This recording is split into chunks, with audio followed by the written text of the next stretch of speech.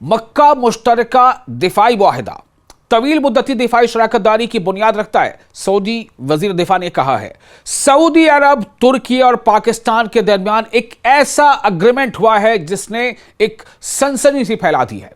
जी हां, मक्का मुकर्रमा मुश्तरका दिफाई मुआहिदा पर दस्तखत कर चुके हैं ये तीनों ममालिक, यानी तुर्की, पाकिस्तान और सऊदी अरब। यह एक ऐसा इकदाम है जिसका मकसद दिफाई ताउन को फरोग देना और इज्तिमाई रोकथाम के निज़ाम को मजबूत बनाना है, जिससे इलाकाई और बैन अल-अक़वामी सतह पर अमन और इस्तेहकाम को तक़वियत मिले। सबसे अहम बात क्या है कि तुर्की, पाकिस्तान और सऊदी अरब, इनमें से किसी एक मुल्क पर भी अगर किसी तरह का कोई हमला होता है तो ये तीनों मुल्कों पर हुआ हमला समझा जाएगा और तीनों मुल्क मिलकर इसका जवाब देंगे। ये काफी अहम नुक्ता इसका है। मुआहिदे पर दस्तखत मक्का मुकर्रमा मुश्तरका दिफाई सरबराही इजलास के दौरान हुए, जिसमें सऊदी वली अहद शहजादा मोहम्मद बिन सलमान, तुर्की के सदर रजब तैयब एर्दोगान और पाकिस्तान के वजीर आजम मोहम्मद शहबाज शरीफ शरीक हुए। इजलास में रहनुमाओं ने तीनों ममालिक के दरमियान मुमताज ताल्लुकात का जायजा लिया और बाहमी दिलचस्पी के मुतअद्दिद इलाकाई व बैन अल-अक़वामी उमूर पर तबादला ख्याल किया।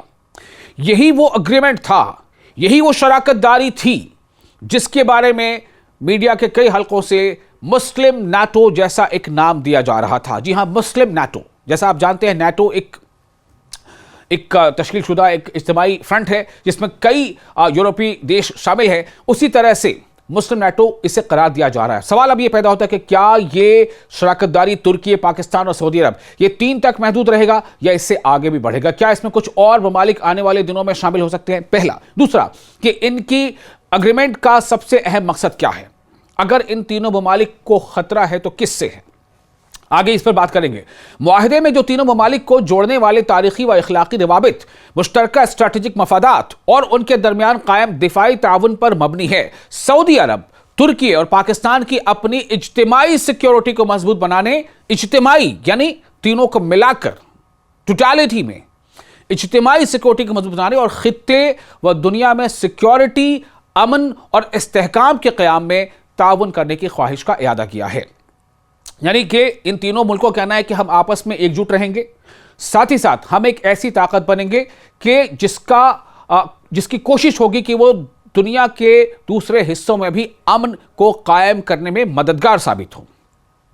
सऊदी वज़ीर दिफा शहजादा खालिद बिन सलमान ने इस बात पर जोर दिया है कि सऊदी अरब, तुर्की और पाकिस्तान के दरमियान तय पाने वाला मक्का मुकर्रमा मुश्तरका दिफाई मुआहिदा तीनों ममालिक के दरमियान तवील मुद्दती दिफाई शराकतदारी के तस्वीराती दायरे कार की बुनियाद रखता है।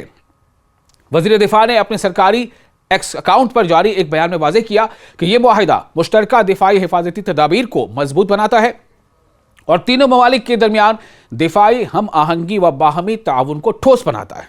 इससे खित्ते की सिक्योरिटी व इस्तेहकाम की हिमायत में मदद मिलती है और इलाकाई व बैन अल-अक़वामी सतह पर सिक्योरिटी और अमन को तक़वियत मिलती है। अब आप सोचें कि 3 ऐसे देश हैं, तुर्की, सऊदी अरब और पाकिस्तान। पाकिस्तान जिसे दुनिया जानती है कि वो एक एटमी ताकत से लैस एक देश है, एक मुल्क है। सऊदी अरब तेल का आप कह सकते हैं कि एक ऐसा देश जहां से काफ़ी बड़ी तादाद में दुनिया भर में खाम तेल की सप्लाई होती है, खाम तेल को वो प्रोड्यूस करता है। और दूसरा ये कि उसके पास पैसे की कमी नहीं है। तुर्की जिसके पास अच्छा खासा तजर्बा है, मिलिट्री माइट है, तजर्बा है, टेक्नोलॉजी है। तो टेक्नोलॉजी, मिलिट्री और पैसे, इन तीनों का मेलजोल, तजुर्बा, सब कुछ एक साथ सामने आ रहा है। शहजादा खालिद बिन सलमान का यह बयान मक्का मुकर्रमा में मुनक़िदा सह फ़रीक़ी यानी तीन देशों के सह फ़रीक़ी इजलास के दौरान सऊदी वली अहद और वज़ीर आज़म मोहम्मद बिन सलमान, तुर्की के सदर रजब तैयब एर्दोगान और पाकिस्तान के वज़ीर आज़म मोहम्मद शहबाज शरीफ के मक्का मुकर्रमा मुश्तरका दिफाई मुआहिदे पर दस्तखत के बाद सामने आया है। यह मुआहिदा इज्तिमाई दिफाई यानी डिफेंस हिफाजती तदाबीर को मजबूत बनाने और तीनों मुल्कों के दरमियान दिफाई ताउन को, डिफेंस कोऑर्डिनेशन को और दूसरे कई पहलुओं को फरोग देने का हदफ रखता है। यानी इनका जो निशाना है, इनका जो एम एंड ऑब्जेक्टिव है। इसके मतन में बयान किया गया है कि एक तस्वीराती शराकतदारी के दायरे कार के तहत किसी एक मुल्क पर भी होने वाला कोई भी मुसल्लह हमला तमाम फरीकों पर हमला तस्वर किया जाएगा। यही वो बात है जो सबसे पहले मैं आपसे कही थी। इसका मकसद सिक्योरिटी और इस्तेहकाम की हिमायत करना और मुश्तरका चैलेंजों का मुकाबला करना है।